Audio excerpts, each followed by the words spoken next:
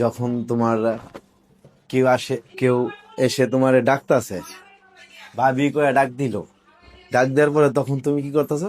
তাড়াহুড়া করতেছো, তোমার উন্না কই। তখন তুমি কি করলা? তুমি এইভাবে একটা উন্না নিয়ে, জি ভাবি আসতাছি, এইভাবে উন্নাটা নিয়ে তুমি বাইরে গেলাগা।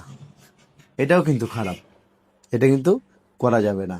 তো তুমি এরকম ভাবে থাকবা যাতে কেউ দেখে বলতে না পারে যে অমুকের বউ খারাপ, তার সে চলাফেরা খারাপ, তার পোশাক আশাক খারাপ, তার আচার ব্যবহার খারাপ, এরকম যেন কেউ বলতে না পারে।